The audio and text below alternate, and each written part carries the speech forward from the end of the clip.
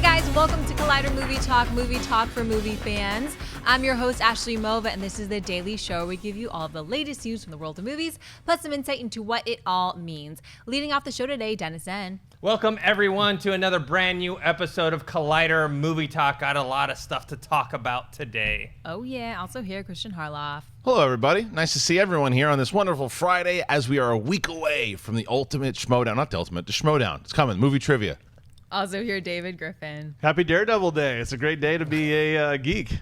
Yes. And before we get started, we have a few little notes. Reminder, WonderCon next weekend. We're going to have the Collider Heroes panel at 7:30 p.m. on Saturday. That's in room 152. After that, we're going to have a 9 p.m. Meetup for Collider, everything, Collider Video in general. We haven't determined the place yet, but once we get it, we'll make a Facebook invite. I'll tweet it on my Twitter. I'm sure Collider Video will tweet it out as well. TV Talk. We got David here. He's going to be one of the co-hosts for TV Talk, debuting Monday, 5:30 p.m. Pacific Standard Time. This weekend, we're covering Daredevil. We're going to, I think, me, Ellis, Schnepp, Campia, we're going to be watching Daredevil and kind of giving our thoughts on each individual episode, giving like a little short videos for that, and then maybe like a halfway point where we actually go in depth with that. Also, wanted to mention on the Collider website, there is a Frozen 2 interview with Kristen Bell. Actually, it's an interview for, what was that movie, The Boss or whatever, and she talks a little bit about how she's about to go into the recording studio for Frozen 2. But anyways, let's get on with the regular scheduled program. All right. Joe and Anthony Russo recently spoke to Forbes about the wheeling and dealing between Marvel and Sony that went into assuring Spider-Man's appearance in Civil War. The brothers revealed that Spidey was always going to make an appearance in the trailer once they got a hold of the rights, as Spider-Man was the director's favorite character growing up. When the question arose about Spidey's costume evolving by the time Infinity War rolls around, Joe Russo had this to say. While his Civil War costume might be a slightly more traditional Steve Ditko influenced suit, it is certainly in our vocabulary to develop it into something more extreme as the storytelling requires. I think there are things that people will discover when they see the film about why the suit operates the way it does. When asked about Spidey's role in the film and how big, director Anthony Russo said simply, "I think the fans will be happy." Dennis, thoughts on the Russos' comments about Spider-Man? To me, it sounds like the suit, while it has that Steve Ditko look, kind of looks like the Alex Ross kind of modernization of that old school suit, that there's going to be something technologically advanced about it. Something people have been speculating that Tony Stark may have something to do with creating this suit and giving it to Peter Parker. Also, people have noted that in the trailer, there's the kind of a mechanical sound that happens when he squints his eyes. They talked about that. They also mentioned, and this is something, we all talked about, that they are not done with the visual effects on this. And it does look a little bright, a little kind of plasticky, so they definitely need to work on that. Kristian? Yeah, I agree with you. I think that it's absolutely because of the Tony Stark angle, and I think that even you see how kind of in sync they are just in the little snippet that we saw in the trailer, that he is going to be on Tony Stark's side, and the eyes moving and all that. I think that there's something. I want to see how much history, without giving an origin story, obviously, they give about Spidey in this movie, and how I think that there was some kind of news report on a special feature on Ant-Man where in the bottom it said Tony Stark to give scholarships to special inner city school kids, and I think that Peter Parker is going to probably be one of those kids that entered this program and then developed a relationship with Tony. So I think that's what I think the comments by the Russo brothers are inferring to. I'm hoping they're actually going to pull from the comic book. So back in 2006, Tony Stark it was an amazing Spider-Man issue. He built him a outfit called the Iron Spider. Make sure I get this right. The Iron Spider armor. Is that the one that shows up in Civil War, that comic book? The thing is, in Civil War, though, he actually changes sides. Spider-Man, at least in the comic book, changes sides and goes over to Captain America, and he gives up the suit. But the suit looks fantastic. I mean, it has the gold and red look, just like Iron Man, and we know that Tony Stark is always evolving his suit. It's always changing, so I'm hoping we're going to see more of that. I wonder if I don't think we're going to see that in Civil War, though. Maybe in Infinity War if the character's in there. Because the Russo brothers talk about, evolving, as the story needs to. So I think, like you said, Dennis, I agree. I think it might happen later, but hopefully we will see it, though. I do like the idea, the fact that they started evolving from the Ditko design. I thought that was pretty cool. That they said, okay, let's have it look like this, and then that's the way that maybe his original suit did, and then Tony does some kind of modifications to it, and that's where we land today. Because I also want to know when the standalone film comes. Do we know yet? I don't think we do. I don't think we know anything about this movie. But is it going to be? I would assume it's going to be post Civil War. I'm assuming you would assume so. I hope that that's the case. So we don't know where he's going to end up by the end of Civil War and whose side he's going to be on and what the who else might. I'm curious to see what Marvel's going to do now that they've kind of done the standard with bringing Tony Stark into Civil War. Will there be bigger characters besides just cameos in Spider-Man? Like, will there be the same way that even in Ant-Man they had that scene with the Falcon? Mm-hmm. Are they going to do more stuff like that in each one of their movies? I'm curious. Yeah, maybe Tony Stark will pop in there. Like, I could see him as more of like a mentor to Peter Parker because with the science and technology angle to it. Also, I'm wondering, like, with the eyes, the mechanical sound. They talked about this. There's a purpose to it, right? Right. Do you think like he's gonna get kind of like those overlays that Iron Man's suit has? Because that's something we haven't really seen before in Spider-Man. Spider-Man, it's just he just has the suit. It's a latex suit. He jumps around. That's it. Right. If this is going to have kind of more of a advanced technology in it, maybe that's why it's the cool eyes are like that. Because also it makes him look more like he's from the comics because his eyes do like have you can always tell what he's thinking, his emotions from what his eyes are doing. Right. So, but I think like you guys said, they're going to make it more practical. I think they are going to have a scientific explanation for why his eyes do that. It's got to have some more significance than just showing his emotions. But even if they didn't explain it, I think it still looks cool. All right, what's next? Fans were very happy to learn a few weeks back that Zack Snyder would release an R-rated Blu-ray director's cut of Batman vs. Superman: Dawn of Justice. Speaking with THR, Snyder revealed that his director's cut includes an extra half-hour of footage made up of some additional material they took out to help secure a PG-13 rating. The footage will contain extended action sequences that tip the scales from moderate to somewhat brutal bits of action, making the Blu-ray over 3 hours in length. He also confirmed that there will be no nudity in the cut either. Kristian, thoughts on the length of Zack Snyder's R-rated Batman vs. Superman cut? Makes sense. I mean, the movie itself is coming in at 2:30, or the theatrical release at 2:30, and we were pretty much. They gave confirmation that there's going to be a rated R version of this with more scenes and more violence. It's kind of what we thought it would be. So I'm not shocked at all that it's 3 hours. I think fans that are going to purchase this, that's kind of what they want. If they already know that 2:30 is going to be, again, the theatrical cut, that a 3 hour cut of a rated R, yeah, give it to me. Like, that's exactly what I'm going to want if I want to see a rated R version, because if it's just a few little scenes, little shots here and there, that was that much of a difference from the rated R. No, go full out, go balls to the wall. Let's do it. So 3 hours rated R. I dig it. David? I'm curious to see how much is going to change the film. I was talking to John Campy here just this past week. We're talking about Kingdom of Heaven. The Kingdom of Heaven director's cut. I've never seen that. Did it change it? It's crazy. If you watch the director's cut, it changes the film completely. It's an entirely different film. Now, some director's cuts, or Peter Jackson doesn't like to call them that because he thinks that means a preferred version of the film didn't make it. He calls it an extended edition, just adds new scenes, but doesn't really change what Lord of the Rings is all about. But Kingdom of Heaven actually changed the film for the better. Of course, never saw that version in the theaters. It'll be interesting to see how Batman v Superman, that 30 minutes, if it helps, hurts, or just doesn't do it, or it's just like fan service. Who knows? Right. And from his comments, too, definitely there's going to be more violence to it, but not necessarily more blood. It's not going to be gorier or anything like that. It's just more intense. I'm wondering, in the vein of, like, people talk about The Matrix, how it was super violent, got an R rating, but it wasn't necessarily very bloody. It was just a lot of intense violence, and I wonder if that's the additional scenes. I actually do wish that these comments that he's making now didn't come out until a couple weeks, 3 weeks from now, because now I'm going to sit in the theater watching the movie, and the whole time I'm going to be like, or not the whole time, but part of the time during an action sequence, I'm like, I wonder if there's more to this scene here. I wonder if this is here. What is this? So I kind of think it's going to distract me a little bit from it. I bet you get over it pretty quick, though. I mean, there's probably a couple scenes you'll see, but I think because I don't think anybody can argue that Zack Snyder knows how to shoot action, and that you're going to be so kind of immersed in the action when it's happening. You might have that thought a few different times, but I think that when the actual, because of what you're seeing, and if we know that he's going to deliver like he has in the past with action, that you'll probably at the end of it go, now I really want to see that rated R cut. Or maybe I watch the rated R cut later on and think, oh, they were right to cut all this stuff. Exactly. Maybe it was too much. Yeah, and The Matrix was also rated R because of the language as well. Was there a lot of There's a lot of F-bombs. A lot of F-bombs, yeah. So they could easily cut that out. Yeah, for sure. But I don't think that they need that.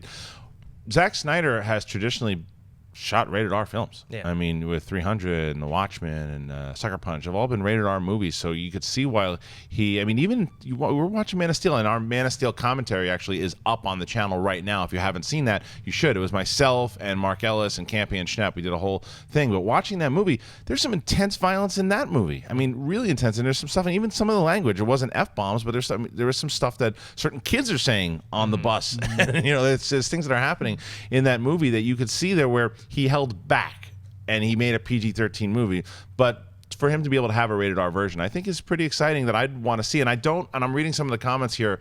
I don't agree that, even though they said that they were aware that they wanted to release this after the success of Deadpool, this wasn't done as a response to Deadpool. Yeah. They were going to do this before Deadpool, but certainly the success said, all right, well, then we should definitely put this out. All right, what's next? THR is reporting that Simon Pegg is in talks to join the ensemble cast of the Ernie Klein adaptation of Ready Player One, directed by Steven Spielberg. Pegg will play the role of Ogden Morrow, the co-creator of the Oasis virtual reality program, which is the subject of a worldwide Easter egg hunt that is the centerpiece of Ready Player One's story. Warner Brothers will release Ready Player One in theaters on March 30th, 2018. David, what do you think about the casting of Simon Pegg in Ready Player One? This isn't the buy or sell segment, but I'm definitely excited for this. I would definitely buy Simon Pegg. I love him as Mr. Scott and Star Trek. Everything he's in, I just think he just brings this levity to whatever he's in. Just kind of makes you laugh and smile. He's one of those guys who can just show up. I think very similar to when Chris Rock shows up on stage to do stand-up. You just laugh when you just see him. He's just a funny guy. It makes you laugh. But also, I read the description. I've never read Ready Player One, but I read the character's description. It said he's a cross between Santa Claus and Albert Einstein. Really? Is how he's described, at least on the Wikipedia page. You can guess see how credible that is. But on the Wikipedia page, that's how he's described. I think he can play this character perfectly. I'm excited to see him. I read that he was kind of the Steve Wozniak to Steve That Jobs, too. Another character. Yeah, I'm glad he's hopefully going to be in this movie. He's actual a bona fide geek. He's not one of those people that pretends that he's like a geek. No, he is a hardcore, loves Star Wars, loves all this stuff. What a lucky SOB. I mean, this guy, he gets to be in Star Trek. He gets to be in Star Wars. He's going to work with Steven Spielberg in Ready Player One. He must be super, super excited and happy about this. Guy also knows how to make connections. And real quick, before I get into the story, yes, I see what you're saying. So apparently there are no F-bombs in The Matrix. I thought that there were. Okay. There's people saying not. And Sucker Punch was PG-13. So Harloff, you're wrong. You're correct. So the other thing that, as far as Simon Pegg is really good at marketing himself as well, because who's one of his best friends in Hollywood? J.J. Abrams. Yeah. Who's J.J. Abrams' mentor? Steven Spielberg. So you don't think they ever met? Of course they have. And Steven Spielberg probably has a pretty good relationship with Simon Pegg. So Simon Pegg, when he probably read this book, all speculation, but I could see this happening. Read the book, probably loved it. Whether he called Spielberg on himself or had JJ put together a meeting, and then his work in Mission Impossible in general, how do you not hire this guy to want to do that? And because of how beloved he is by the geek culture and movie audiences in general, So this is great to have him part of it. I think it'll elevate this role. So yeah, absolute great casting. Okay. All right, guys, now we're on to our buy or sell segment. Ashley, what do we got? Variety is reporting that Disney has acquired the movie rights to the fantasy book series The Chronicles of Prydain and is in early development on the movie series. The first two books in this series were the basis for the 1985 animated fantasy movie called The Black Cauldron. The series follows the protagonist Taryn from youth to maturity and is set in the magical land of Prydain, which is engaged in a series of battles with Onavin, the land of death. With 5 books in the series, Disney hopes to make this property into their own Lord of the Rings type fantasy adaptation. No release date has been set. Dennis, buy or sell this new fantasy adaptation of Chronicles of Prydain? I buy this. I read this when I was younger. It's kind of like a Lord of the Rings lighter version. I know it's based on the Welsh mythology. The one thing I remember, it's been so long since I read those books. I read them in junior high. But I remember one of the books was kind of like almost like a side mission or a side quest. So I don't know how they're going to play that in, if they decide to make this a franchise, do a movie for every book, how they're going to actually handle that. Have you guys ever read this book? No, I've never read it. I saw The Black Cauldron. Okay. Yeah, and it didn't do well for Disney. It was a movie that really didn't do well for them. But I remember seeing the movie and really liking it as a kid. And I'm always for new fantasy movies. I'm always rooting for new fantasy movies. That's one of my, God bless you. It's one of my favorite genres out there. So in order to have a movie that was successful, these books and the stories, like you said, the side mission one, I kind of remember hearing about it, and it was how they're going to kind of combine. I don't want it to turn into what Chronicles of Narnia did, because that Dawn Treader or whatever it was completely different. Let's remove the main characters that we've been following for the first two films. It's like what the books were. I get it, but it's just hard to make movies out of those. So let's see what they can do. I'm always rooting for fantasy, so yes, it's a buy for me. Yeah, I'm like you too. It's like Kristian, I'm buying this because I have a soft spot for fantasy. I have a little guilty pleasure talking about television. I actually enjoyed the Shannara Chronicles. It's a little cheesy, a little bit YA, a little bit teen romance, but I really enjoyed it. I'm just all for it, but it's hard to catch lightning in a bottle, a second time. It's hard to capture. Like, everybody wants to know what that next Harry Potter series is going to be. What's the next Lord of the Rings series going to be? It's tough to do that. Sometimes it's just timing. It's the right cast. Everything just kind of comes together. Even if you have a good story, it doesn't mean it's going to be good, but I hope it is, because I want a good fantasy story. They're always fun to get lost in. Yeah, this was kind of an entry level for me into fantasy when I was younger. I'm also wondering the tone of it, because it does fit, like, I think it's more kiddish than something like Lord of the Rings, but at the same time a little more adult than some sort of kids movie. So those are always hard to do, because you're trying to fit it in, like, okay, it's not quite PG, but it's not quite PG-13. Where is it going to land? Because you want to get, I don't know, maybe the like older people that are interested, maybe you make it a little darker, but then that kind of makes it so kids don't want to see it. I think also with Black Cauldron, when that came out, that was before all of this stuff, right? Sure. That was like in the like 85 or something. Yeah, in the 80s sometime. So I think if you were to release that nowadays, I think it would do a lot better. Let's bring on a seventh son. I'm just kidding. No, I'm just kidding. All right, what's next? The first trailer for director Jean-May Colette Serra's The Shallows has been released, giving us the very first look at the survival thriller that stars Blake Lively. The movie is about Nancy, played by Lively, who is surfing alone on a secluded beach when she is attacked by a great white shark and stranded just a short distance from shore. Though she is only 200 yards from her survival, getting there proves to be the ultimate contest of will. The Shallows will be released this June 24th.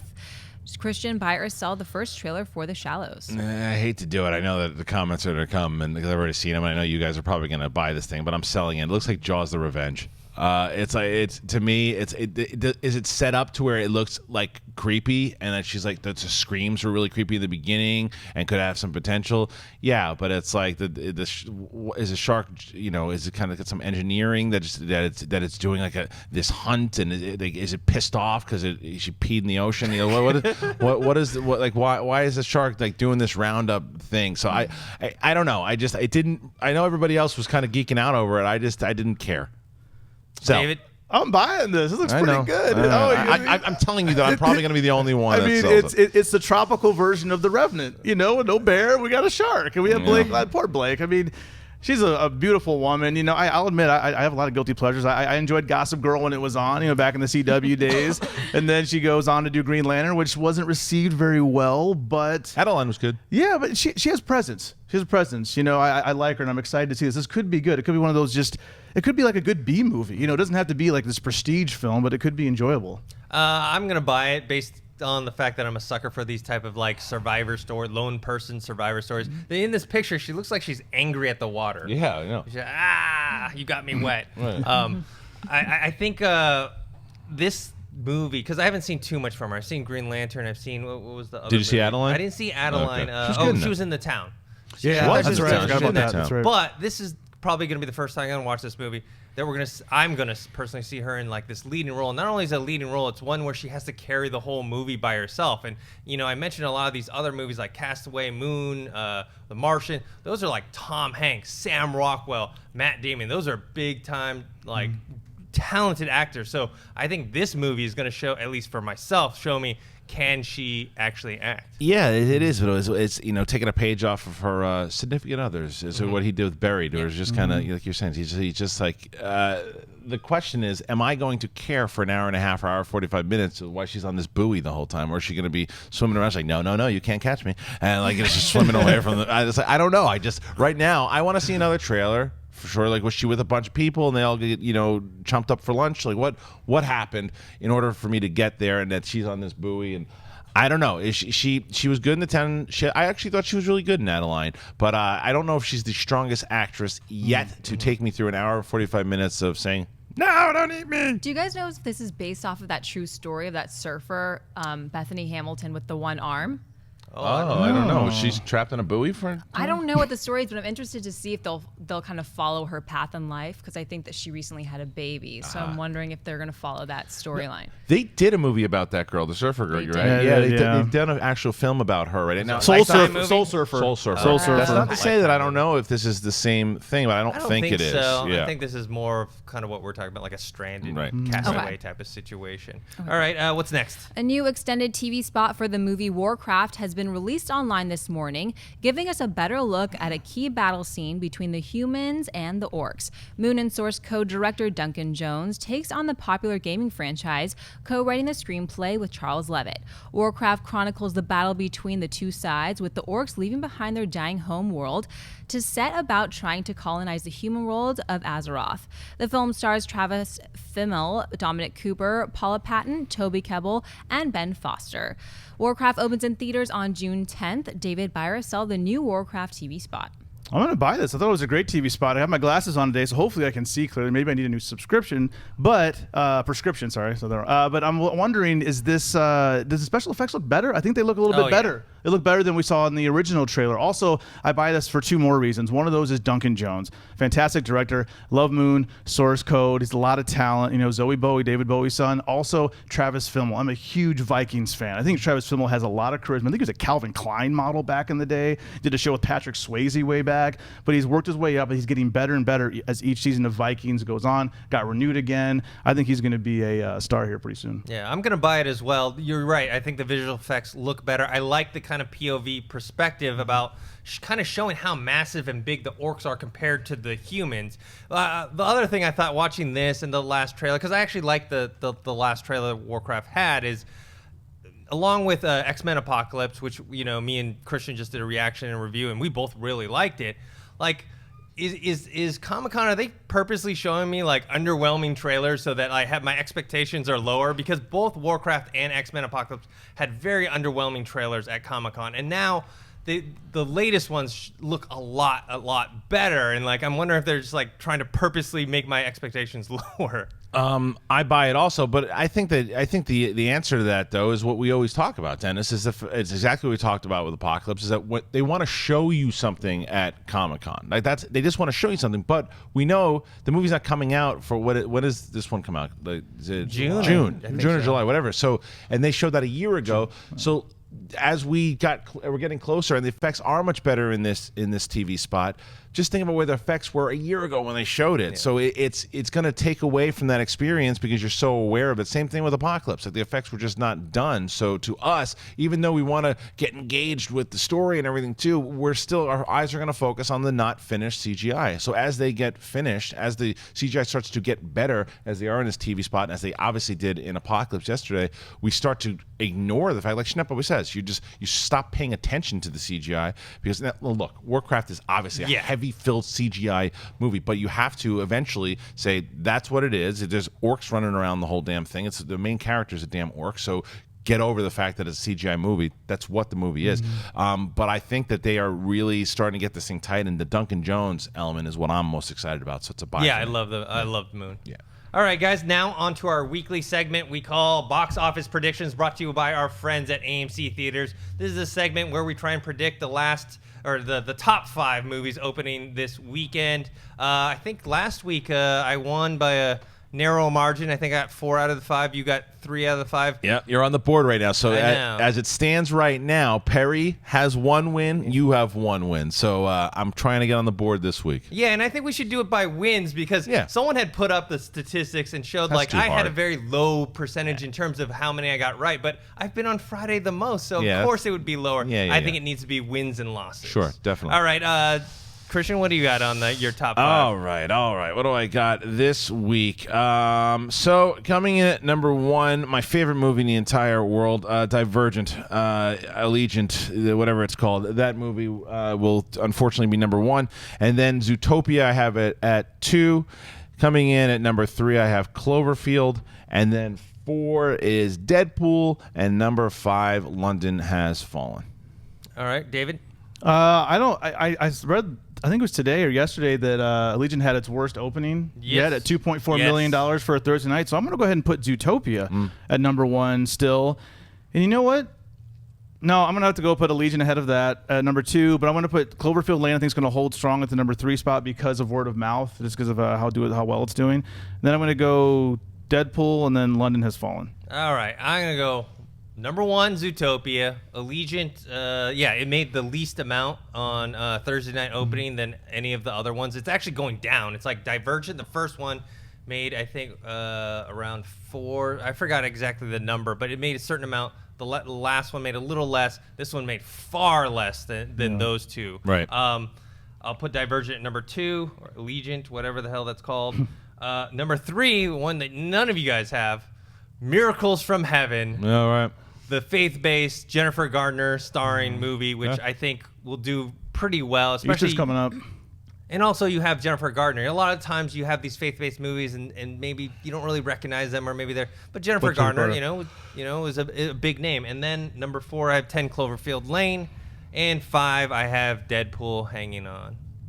All right, guys, that's it for that. We're going to do mailbag now, but before that, I want to remind you that we're going to take your live Twitter questions after mailbag. You can tweet us at Collider Video for that. Ashley will pick some out. But for now, what's the first and lone mailbag? Henry Whitaker writes, "Hey Collider crew, I love watching all your shows throughout the week.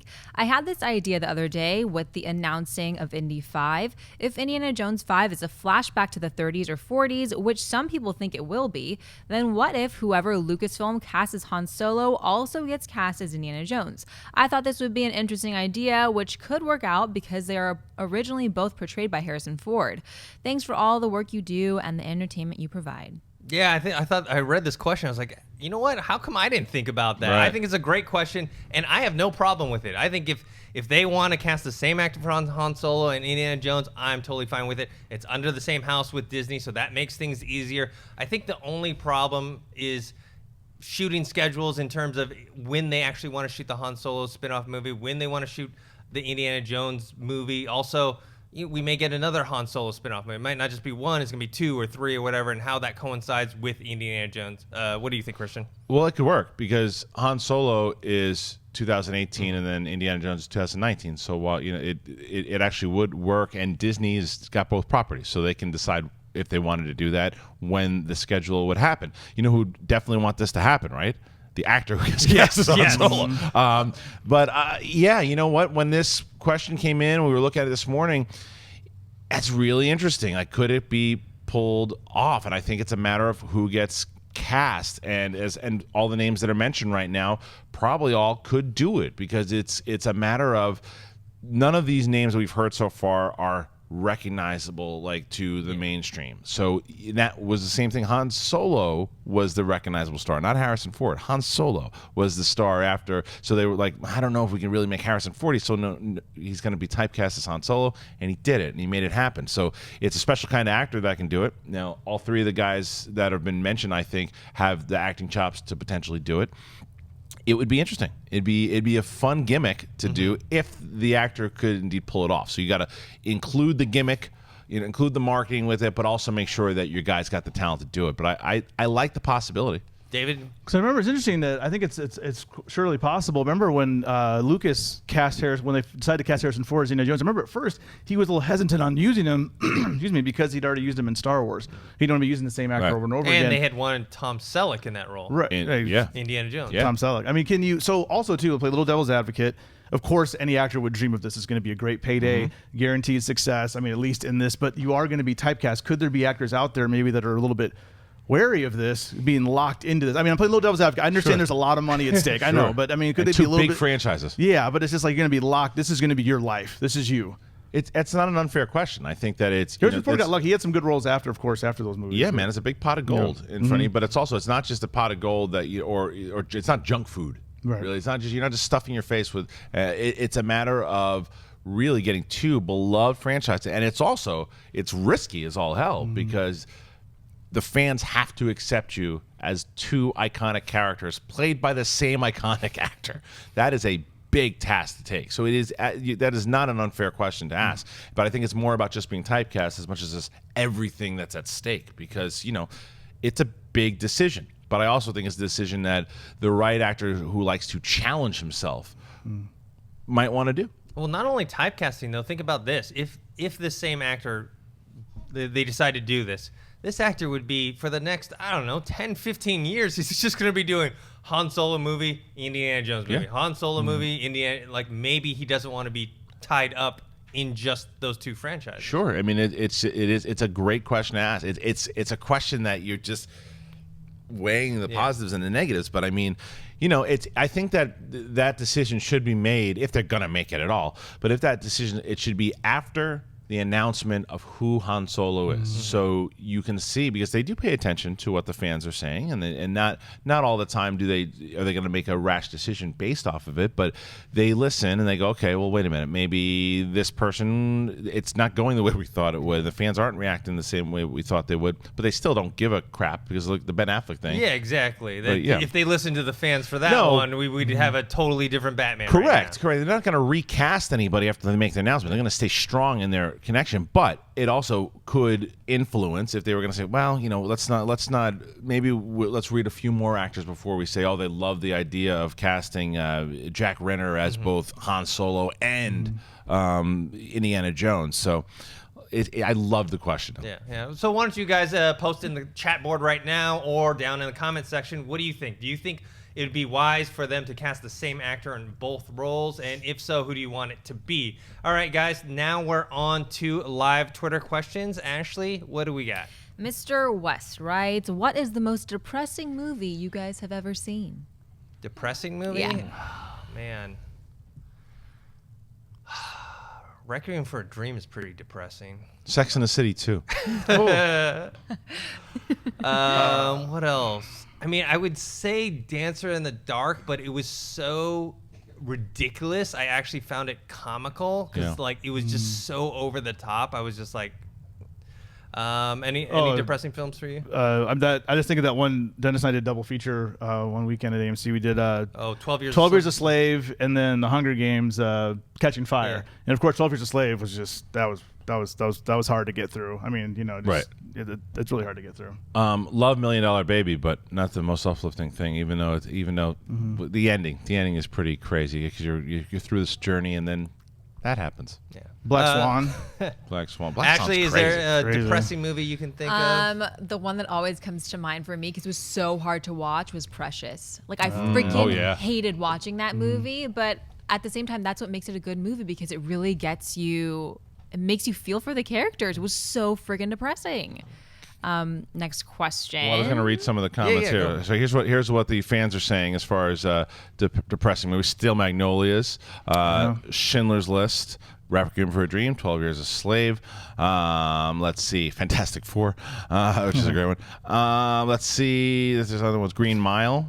I don't know if Green Mile is Gone. Someone wrote Crystal Skull. Yeah, sure. Gone Baby Gone. Gone Baby Gone is that is a tough movie. I love that film, but man, that is you're left. Talk about moral decision. Like when you're watching that film, you're like, what the hell would I do there? It's more of a man. Did you guys see that movie? Did you see yeah. Oh, man, yeah. So Schindler's List obviously is horrific and depressing, but it does kind of leave on a more uplifting note. It's the majority of the movie Yes. that it's just so hard. The fact that humanity could actually do stuff that. like And I haven't seen that. I heard the Son of Saul movie that won Best Foreign Language Film. Is supposed to be rough. Right. I haven't seen. That's another Holocaust film. I haven't seen it though.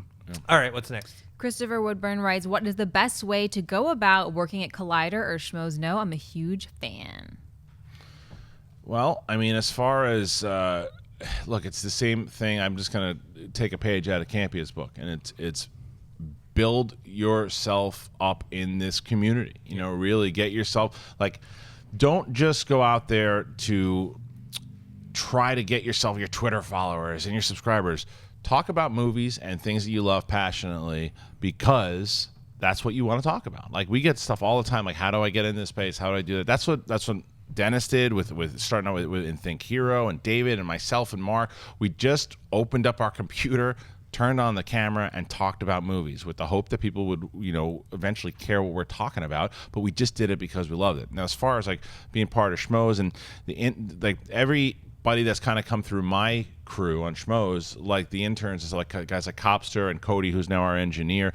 Those guys were fans. They were fans that also were in the space. Copster had his own YouTube channel and kind of submitted, and we met with them and talked to them about it, and they kind of knew the space and they knew the show, and that's kind of how we brought them in. And now both Copster's associate producer of the show. Ken Knapsack, who was kind of a buddy of mine, went on to be, now he's a producer at Screen Junkies. So it's just kind of working your way up and being part of it, just being passionate about what you do. So also, too, don't get afraid to diversify yourself. I mean, I'm looking around this room, and, you can't see them on camera, but in the back, Adam, Jonathan, Wendy, Mark, I mean, they all do several different things. The guys can do Adobe Premiere Pro, they can edit, they can shoot, they can do Photoshop, they can write, they can be on camera if they need to. I mean, don't lock yourself into one thing to be like, I'm just going to do Collider, I'm just going to do this. I mean, I write for Screen Rant on the side. I do that, and that kind of helps me with my writing. It helps me express a certain part of myself that I can't express when I'm on camera, because when you write, I can write 1,000 words and say a lot more. So, just don't be afraid to diversify yourself. Don't lock yourself into one thing. And having consistency. I mean, when you're talking about building your own YouTube channel, your own show,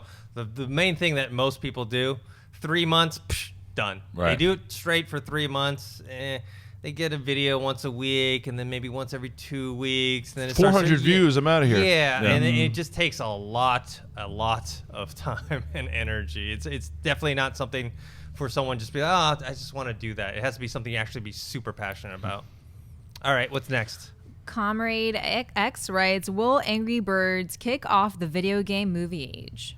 No, because I think that one, I throw that, even though it is technically a video game, it's a mobile game.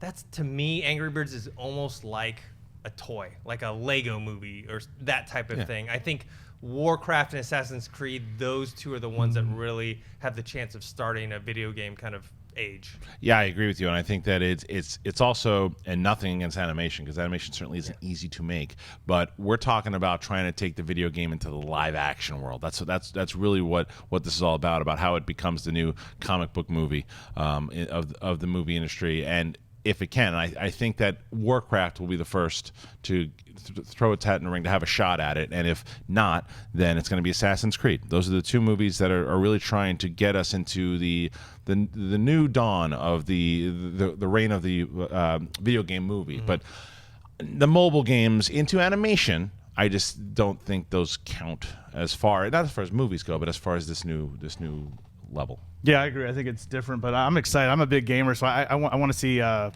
course, I want to see BioShock. I want to see The Last of Us. I want to see Halo. I want to see all these games get made, because, I mean, they're fantastic stories. They're well written, and I'd love to see them in video and movie form. I hope we actually get to see that, but like you said, I think Assassin's Creed and Warcraft are going to be the test. Yeah, and it's not even a question of, like, if there's going to be a video game age of movies. It's coming. It's coming. Just like comic book movies back in the day when, you get one good one, you get like 5, 6 bad ones. That's how it was. That's kind of already happened with video game movies. It's going to start getting better and better as they put more money, talent, and everything behind it. Then you're going to see, especially if Warcraft and Assassin's Creed do pretty well. They don't even have to be huge, phenomenal hits. They just have to do pretty well. Then studios will start gearing up all the rest of them. I want to see Mass Effect. I want to see Fallout. I want to see a bunch of other stuff.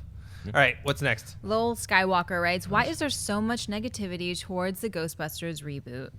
Well, there's two reasons. There's one I find less legitimate, is just some people are complaining just because it's women in there, which I don't find to be a legitimate complaint.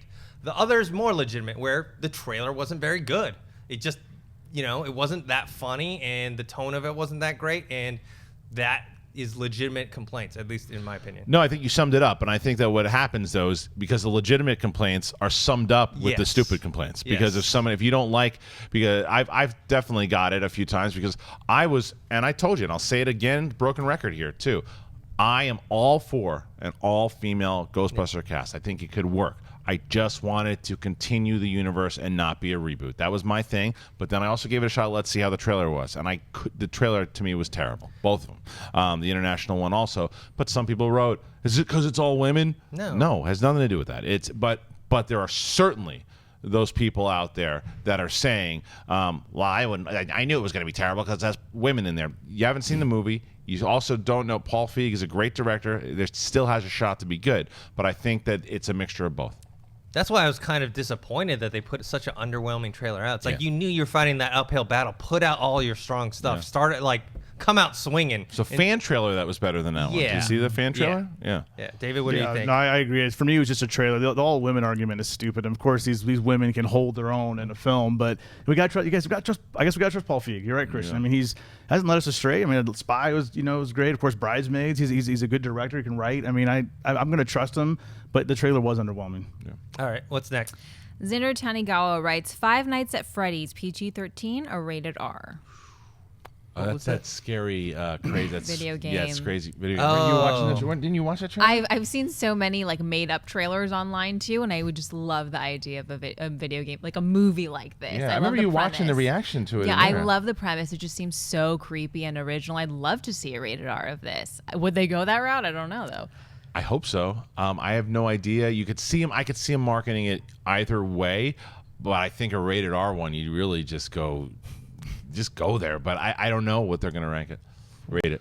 I'm not sure. I'm not too familiar. I know it's a big thing, but I haven't actually played it, so I haven't even watched that trailer that you guys are talking about. Same with me. What I've heard, I think rated R would be the way to go.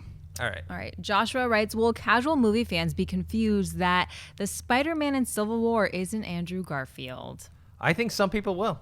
I think some people, the casual fans that aren't us or you guys watching at home, will go watch the movie.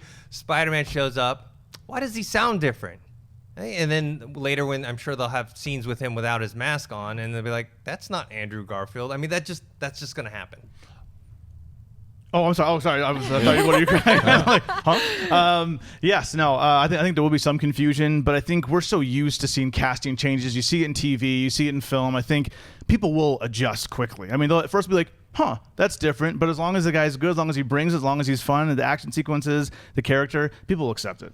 I think the majority of the confusion that you guys are talking about probably happened when they saw the trailer. And I think that the trailer, because it's one of the most watched trailers of all time, that they probably said, "Oh, is that Garfield?" And then their friends like, "Well, no, actually, no." And they told them the truth. It was probably me. And I think that there'll be some people, but even if those some people show up to the theater and are asking that question, they're going to get over it really fast. Mm-hmm.